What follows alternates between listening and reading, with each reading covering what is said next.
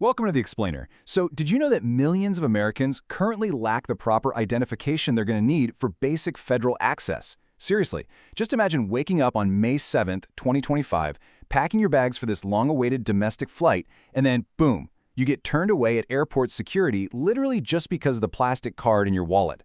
It sounds like a total nightmare, right?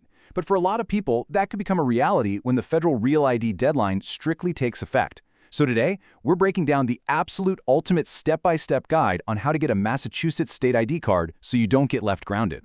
You're probably wondering, why does this matter right now? Well, because without the right federally compliant identification, domestic air travel, and even entering certain federal buildings, that'll simply be off the table. But beyond just flying, having a valid state-issued ID is kind of this foundational tool for everyday life. We're talking about opening a bank account, proving your identity to a new employer, or, just signing a lease. And hey, if you don't drive, navigating the Registry of Motor Vehicles, the RMV, can definitely seem daunting. But I promise, it really doesn't have to be. To make it easy, we've built a clear 5-step roadmap for us today. We'll look at choosing your state ID, the required documents and eligibility, the actual application steps and fees, processing and delivery timelines, and finally, renewing and updating IDs. All right, let's jump straight into step 1, choosing your state ID. The Commonwealth of Massachusetts totally recognizes that not everyone operates a motor vehicle, right? So they offer dedicated non-driving identification cards to serve as your official verification of identity, signature, and age. Okay, let's dive into this. The state offers 2 primary paths here, and you really need to choose the one that fits your lifestyle. On one hand, we have the standard Mass ID. This is great for localized, everyday proof of identity, but keep in mind it will explicitly say not for federal identification right on it. On the other hand, we have the real Mass ID. Now this one is fully compliant with those federal security mandates we talked about, and you can easily spot it by a little gold star emblem up in the top right corner. When you're actually filling out your application, pay close attention to the option to check 1 for Real ID. Honestly, checking that box is essentially securing your golden ticket for flying domestically after that May 2025 deadline. But there is one absolutely crucial rule to remember here. Under state law, you cannot hold a valid driver's license in Massachusetts, or any other state actually, at the same time you hold a Mass ID. It's an either-or situation. You only get one active state credential at a time. So who is actually eligible for this? Well, you might be a little surprised to learn that 14 is the magic number. Yep, you only need to be 14 years old to apply for a standard or a real Mass ID. But, side note, the state also offers a third option called a liquor ID. That one is strictly used as a commercial age verification tool. And for the liquor ID, no exceptions, you absolutely must be 21 or older to apply. Moving right along to step 2, required documents and eligibility.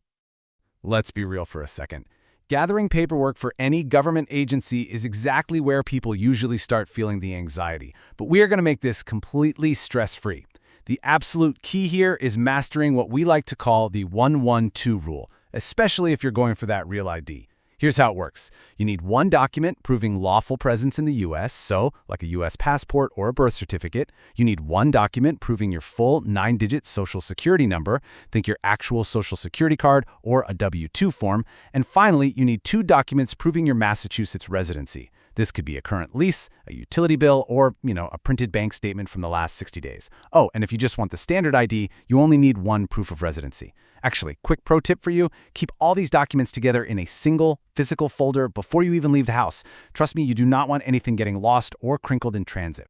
But wait, please listen to this part, because it's one of the most common mistakes people make, and it results in an instant, super frustrating rejection at the counter. Do not bring laminated documents. I repeat, Massachusetts absolutely will not accept a laminated social security card or a laminated birth certificate. No way. Furthermore, all of your documents have to be originals. A photocopy is just not going to cut it here. And here's another massive pitfall you really need to avoid. Before you even think about applying, you've got to clear your debts. See, the RMV actually runs a central back-end database check the moment you apply. If you have outstanding municipal parking tickets, unpaid local excise taxes, or like Easy Pass toll violations, you will be automatically blocked by their non-renew policy. So definitely make sure to settle those obligations before you start the whole shebang. Okay, let's head into step 3, application steps and fees. All right, so you've chosen your ID type, you've gathered all your unlaminated original documents, and your parking tickets are completely paid off.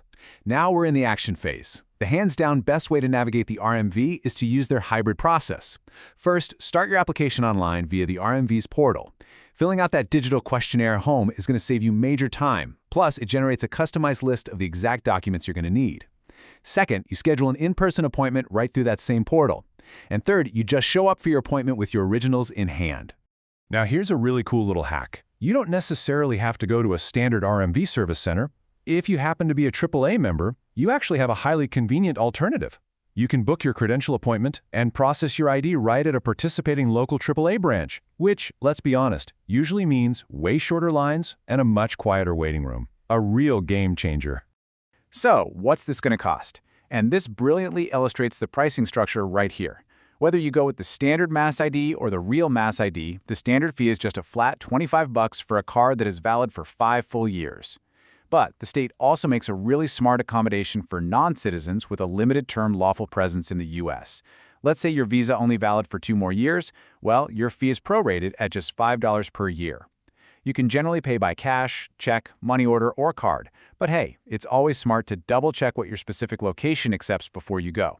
Also, if you happen to be experiencing financial hardship, it is 100% worth checking the mass.gov website to see if you qualify for any current fee waivers or assistance programs. Moving on to Step 4, Processing and Delivery Timelines. So, you've paid your fee, you smiled for your very flattering photo, but when do you actually get the ID? Well, you're not going to walk out of the RMV with a hard plastic card that day, but you won't leave empty-handed either. The RMV agent is going to hand you a temporary paper ID that is fully valid for 60 days. This just ensures you have immediate proof of identity while the state manufactures your actual permanent card. As for that permanent physical ID card, it gets mailed directly to the residential address you provided, and it typically arrives within 10 to 14 business days. Keep in mind, things like federal holidays or severe weather can occasionally cause USPS postal delays. But as a rule of thumb, if you check your mail and 30 days have passed without delivery, that is your cue to call the RMV directly so they can investigate and initiate a secure replacement for you. And finally, Step 5, Renewing and Updating IDs. Let's fast forward a few years. Your ID is expiring, and it's time to maintain your credential. The really good news here is that keeping your ID valid is incredibly easy if you already have a standard or real Mass ID. You can literally just process your standard renewal online through your MyMassGov account. Easy peasy. But there are 2 big exceptions to know about. If you are finally upgrading from a standard to a real ID, or if you're renewing a limited-term visa ID, federal and state laws actually require you to make another in-person visit so they can verify your original documents all over again. Oh, and here's a quick, kind of fun fact about how this system works. If you process your ID application or renewal before your 21st birthday, your physical card will be printed vertically, with the words under 21 clearly highlighted. But if you process it on or after your 21st birthday, congratulations! You graduate to the standard horizontal layout. It's basically just a clever visual cue used by businesses all across the state to check ages quickly. And there you have it. That is the complete roadmap to securing your Massachusetts state ID. Now, as always, bureaucratic rules, fees, and exact document checklists can shift over time, so please use this explainer as your guide, but definitely verify the latest laws directly on the official mass.gov website before you book your appointment. All right, now I want to hear from you. What is your absolute best tip for surviving a trip to the RMV? Do you have a secret location, a time of day? Drop your strategies, stories, or questions in the comments below and let's help each other out. Thanks so much for joining me on this explainer, and we will see you next time.